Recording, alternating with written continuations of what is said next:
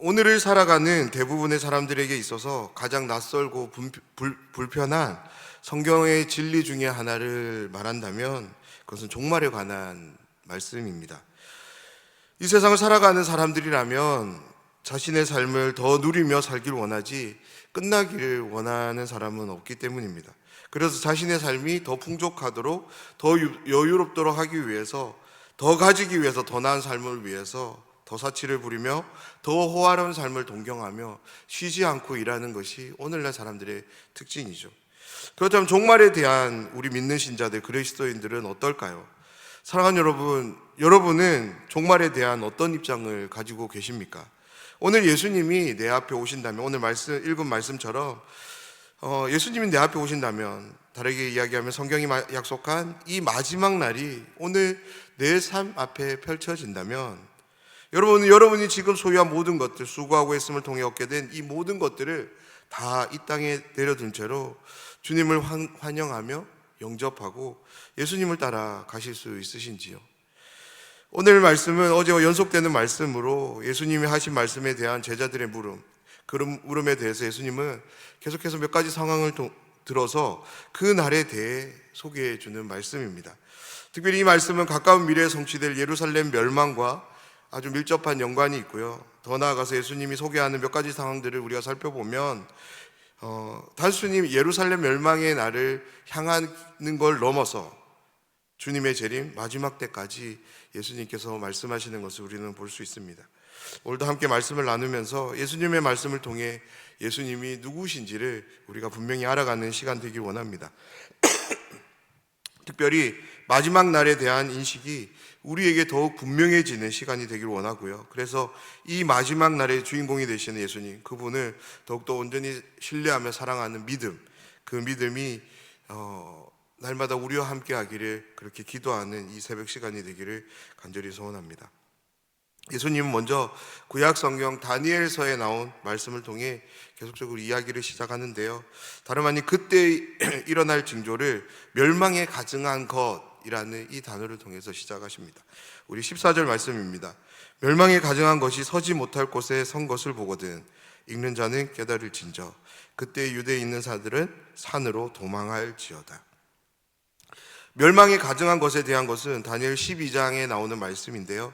이 말씀에 근거해서 보면 이 말씀은 주전 167년 안티오코스 4세라는 이제 왕에 의해서 예루살렘이 함락되고 그냥 단순히 예루살렘이 함락되는 것이 아니라 그 성전은 유대인들이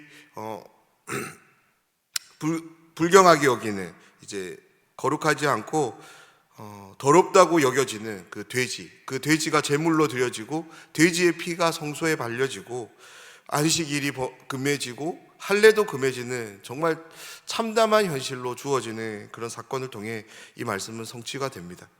이 사건은 유대 역사에서 가장 치욕스러운 사건으로 불릴 만큼 수치와 참담함을 안겨다 준 그런 사건이었습니다. 유대인들이 부정하게 여기는 돼지의 피를 성전에 바르는 그 광경을 보면서 유대인의 마음이 어떠했을까요? 토라를 불태우고 할례와 안식일까지 금하는 그 왕의 모습을 보면서 유대인들은 그 옛날 그 솔로몬 성전이 무너지는 것 이상의 그런 참담함의 그 애통을 비통함을 그렇게 가졌을 것입니다. 유대인들이 가장 거룩하게 여기는 장소입니다. 그 장소가 가장 이제 부정한 장소가 되고요. 하나님의 언약 백성임을 보증하는 할례가 이제 금해지는 거죠. 더 이상 너희들이 하나님의 백성이 아니야 라는 선언과도 같은 일입니다. 하나님의 안식일마저 침해당하고 무려 4만 명이나 되는 유대인들이 예루살렘에서 처참하게 살육당했다고 합니다. 그래서 안티오코스 4세의 만행은 유대인들에게 있어서 정말 이제 지울 수 없는 그런 수치스러운 사건인 거죠. 마치 우리 민족이 일제치하를 잃지 못하는 것처럼 역사로 그들과 늘 함께하고 있던 사건이었습니다. 예수님의 제자들 또한 이 사건을 정확하게 기억하고 있었고 예수님은 그때를 기억하도록 하기 위해서 오늘 이 말씀을 하십니다.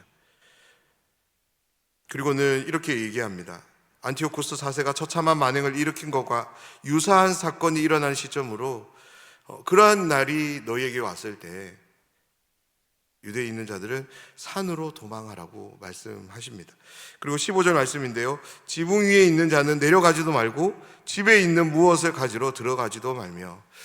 고대 유대 사회에서의 가옥 지붕은 우리가 일반적으로 생각하는 가옥의 지붕과는 조금 형태가 다릅니다. 흔히 말하는 옥상의 개념으로 우리가 좀 생각하면 더 좋을 것 같습니다. 그래서 지붕에서는 여러 가지 많은 일들을 했는데요, 곡식을 이제 말리기도 했고 무언가를 만들기 위해서 이제 지붕으로 올라가기도 했습니다. 또한 함께 모여 기도하는 장소로도 사용되었다고 합니다. 15절 말씀을 다시 우리가 한번 생각해 보면, 지붕에 있는 자는 그냥 올라간 사람이 아니라 그곳에서 무언가를 열심히 하고 있었던 사람인 거죠. 예수님은 그때가 오면 지붕에서 무언가를 열심히 하는 사람은 내려가지 말라라고 이야기합니다. 집에 있는 무언가를 가지러 또한 들어가지 말라라고 말씀하십니다. 왜냐하면 그것이 아무런 의미가 없는 날이기 때문입니다. 성전이 무너지는 때, 예수님이 다시 오시는 그 재림의 때는 너무나도 긴박하게 찾아올 것이기 때문에 내려가거나 무언가를 가지는 것이 무의미하기에 예수님은 이렇게 말씀해 주십니다. 17절 말씀인데요, 그날에는 아이벤 자들과 젖먹이는 자들에게 화가 있으리로다. 예수님은 한 특정 대상을 소개하는데요, 그 대상은 다름 아닌 아이벤 자들과 젖먹이는 자들입니다. 그리고 이들에게 화가 있을 거라고 말하는데요, 사랑하는 여러분, 아이벤 자들과 젖먹이는 자들이 왜 화가 있을까요? 왜냐하면 아이로 인해 산모는, 어머니는 이동하는 일에, 그 상황을 이제 고려하며 도망하는 일에 어려움이 따르기 때문에 그런 거죠. 아이를 뵌 상태로 달려간다면 얼마나 빨리 달려갈 수 있을까요?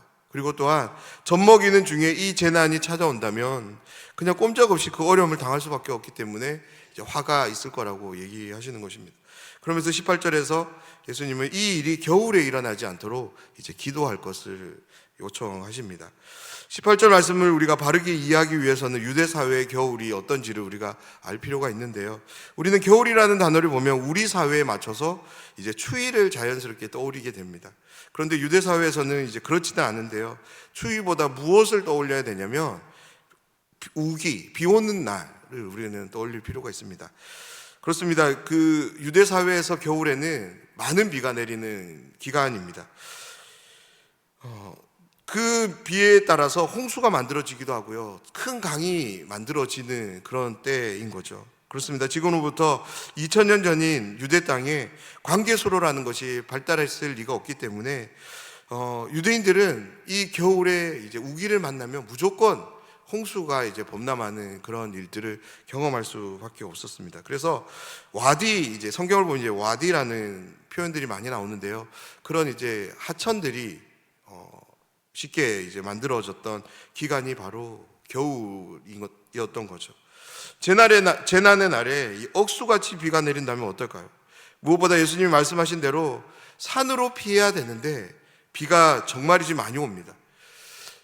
비 오는 날 산행을 한번 해보신 적이 있으신가요? 저는 이제 군대에서 해보는 것 같은데요, 화창한 날에 산을 오르는 것과는 정말 비교할 수 없을 만큼 힘들었던 것 같습니다. 땅이 질고 또한 계속적으로 물이 내려오니까 그 산을 오르는 것이 너무나도 힘든 거죠.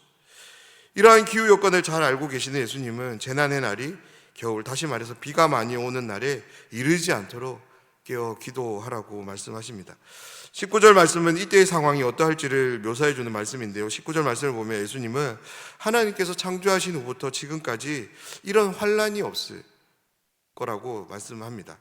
오늘 이 말씀을 통해서도 우리는 예수님이 하나님의 아들이 되심을 보게 되는데요, 왜냐하면 하나님께서 창조의 기사를 펼치실 때 예수님이 어디에 계셨냐면 하나님과 함께 그 창조의 현장에 계셨던 거죠. 또한 창조의 현장에 계셨을 뿐만 아니라 창조 이후 지금까지의 모든 역사 속에서 예수님은 늘 하나님과 함께 하고 계셨습니다. 그래서 예수님은 이렇게 말씀하실 수 있는 것입니다. 자신이 창조 때부터 지금까지 늘 하나님과 함께 하고 계셨기 때문에 이 환난에 대해서 이러한 평가를 가질 수 있는 거죠. 20절 말씀은 우리에게 복음으로 다가오는 기쁜 소식으로 주어지는 말씀인데요, 바로 극심한 이 심판의 상황 속이지만 하나님은 자비, 헤세드를 보이시는 사랑의 하나님이신 것을 우리는 마주하기 때문입니다. 20절 말씀입니다. 만일 주께서 그 날들을 감하지 아니하셨더라면 모든 육체가 구원을 얻지 못할 것이거늘 자기가 택하신 자들을 위하여 그 날들을 감하셨느니라. 아멘. 그렇습니다. 하나님의 심판의 날, 그날에 무엇을 허락하시냐면 하나님은 자비를 허락하십니다. 그런데 모든 사람을 위한 자비가 아님을 우리는 오늘 이 말씀을 통해서 분명하게 기억할 필요가 있습니다. 누구를 위한 자비입니까? 바로 택하신 자들을 위한 자비입니다.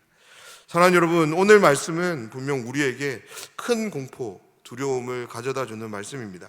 그런데요, 그럼에도 불구하고 우리가 공포를 느끼지 않고 두려워하지 않아도 되는 이유가 여기에 있습니다.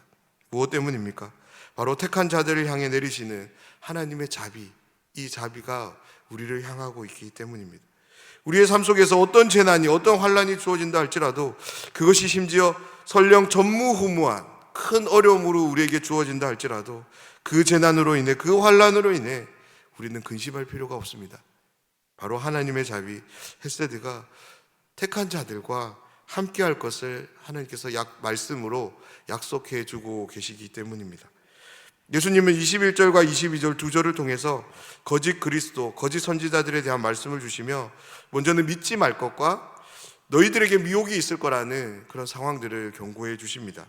계시록에 보면 소아시아 7교회에 대한 말씀이 나오는데요, 이 교회들의 상황을 우리가 한번 살펴보면 오늘 제자들에게 주신 이 두 교훈에서 빗나가는 교회가 없는 것을 우리는 확인할 수 있습니다.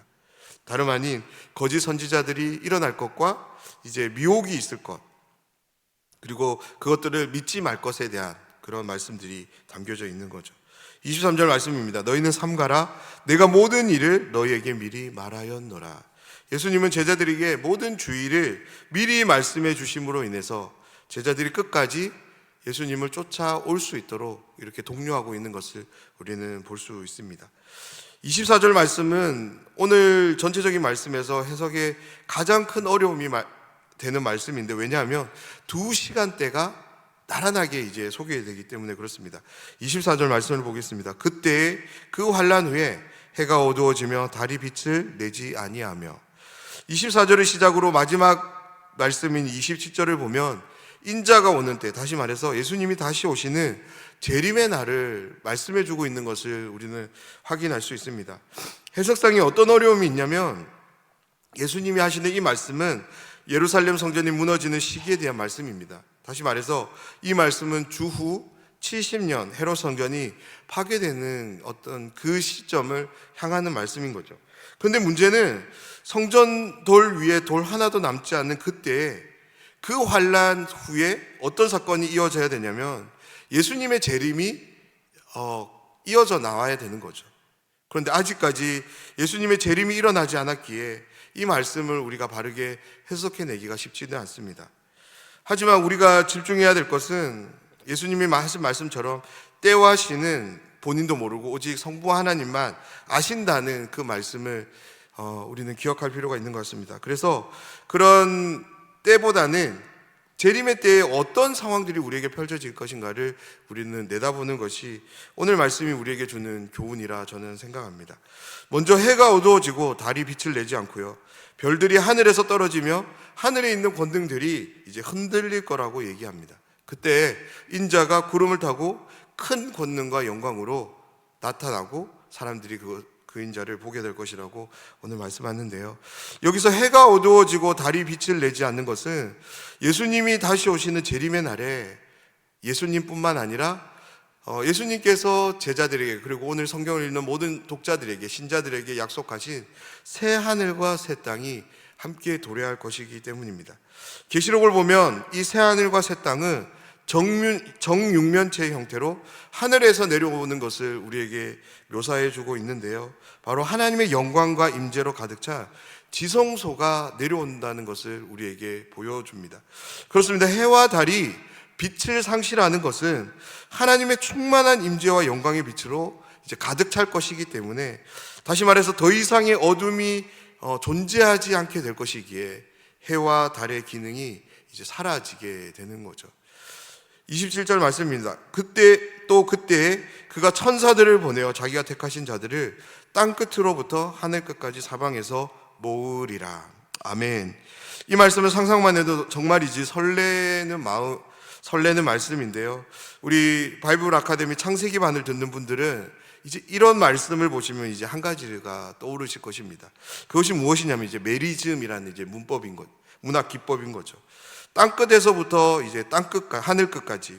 이거는 하나님께서, 예수님께서 어떤 특정 지점을 이제 지정해서 말하는 것이 아니라 하나님이 창조한 피조된 모든 공간을 이제 상징하는 말입니다. 다시 말해서 하나님은 택한 백성 중 한 사람도 제외됨 없이 어디에 있는지 천사들을 보내서 그 영혼을 불러 모으실 것이라고 오늘 말씀합니다. 오늘 말씀은 분명 두렵고 떨림이 되는 말씀입니다. 그런데요, 하나님은 택한 자들을 향한 자비를, 헤세드를 약속하고 계십니다. 사랑하는 여러분, 나는 하나님의 택한 백성임을 믿으십니까? 정말 믿으십니까? 그렇다면 우리에게 있어서 이 재림의 날이라고 하는 것은 두렵고 떨림으로 정말 오지 말아야 되는 그런 날로 우리가 바라볼 것이 아니라 가장 영광스럽고 환희로 가득 찬 궁극적인 소망의 날로 우리에게 늘 향해야 될 줄 믿습니다. 오늘 하루 우리의 삶 속에서 이 소망이 그냥 막연한 그런 생각으로 함께하는 것이 아니라 정말 내 마음을 부풀게 만드는, 가슴 떨리게 만드는, 설레게 만드는 정말 하나님의 약속으로 작동되는 그런 은혜가 있기를 간절히 소망합니다. 그런 하나님, 예수님이 다시 오시는 그날, 마지막 날에 대한 그 감격스러움이 충만함으로 함께하며 그 소망을 누리며 살아가는 오늘 하루가 되기를 주님의 이름으로 축원합니다.